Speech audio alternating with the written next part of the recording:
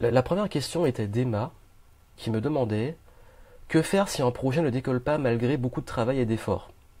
Donc en gros, est-ce qu'il faut persévérer ou laisser tomber? Comment savoir si on est en phase de traversée du désert? Alors très bonne question. Comment savoir si, quand, malgré vos efforts, malgré tout ce que vous avez fait, vous n'avez pas de résultat? Est-ce que c'est parce que il faut continuer ou est-ce qu'il faut laisser tomber?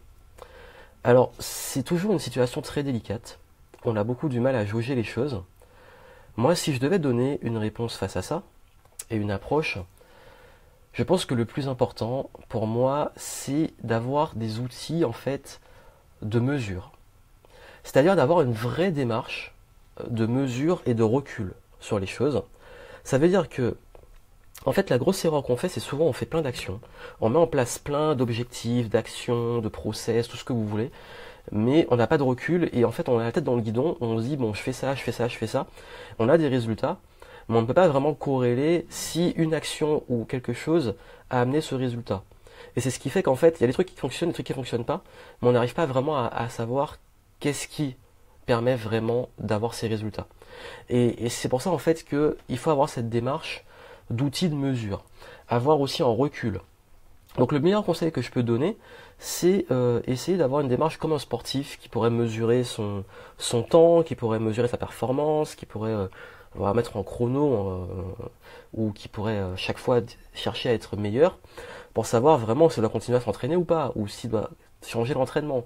Pareil, si notamment en business vous voyez que vous n'avez pas de résultats, ben il faut mesurer à plusieurs niveaux. Est-ce que ça vient de votre offre, de votre façon de communiquer, de votre argumentaire, du ciblage?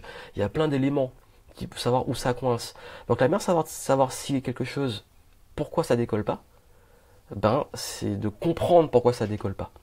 Donc de mettre en place vraiment une démarche de mesure, de vraiment d'analyse.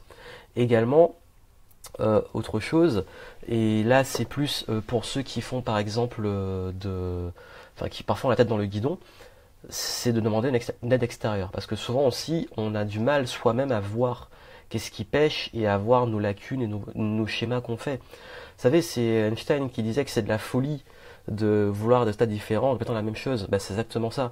C'est que parfois on fait la même chose, on s'en rend pas compte, et au lieu de changer d'approche, au lieu de faire les choses, on n'a pas on se rend pas compte. Et c'est pour ça que même moi, parfois, je fais l'appel à des personnes externes. Donc du coup, n'hésitez pas à avoir quelqu'un, mais vraiment un regard expérimenté, quelqu'un qui est à même à vous aider dans ça, et d'avoir en fait un recul. D'ailleurs, vous avez parlé d'envol tout à l'heure. Dans Envol, je donne des outils de mesure, de tracking, des tableaux, comme dit Tati, c'est des Tatiana, c'est comme j'ai des outils de mesure dans Envol, des tableaux, des process. Et c'est axé très dev perso, mais même en dev perso, il faut savoir mesurer ce qu'on fait en fait. C'est ça qui permet de se discipliner. Et que mesurer? Ben en fait, c'est pas une question de juste son temps, son énergie, son nombre de clients. Après, clair, ça va être très compliqué. Si je rentre dans les histoires de mesure, de business, on va y passer la journée. Je pense qu'il faut aussi avoir une démarche de se former. Très sincèrement, on va y passer en business et je vais revenir dessus. Mais en business, il faut se former sur.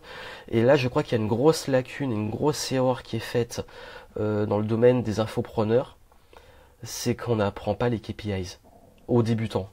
Et du coup, quand je parle de taux de conversion, de taux de transformation, de tunnel de vente, de taux de rétention, des trucs comme ça, ben en fait, les débutants ils me regardent et ils me disent mais je comprends rien et c'est horrible. Ils voient des calculs, ils deviennent dingues.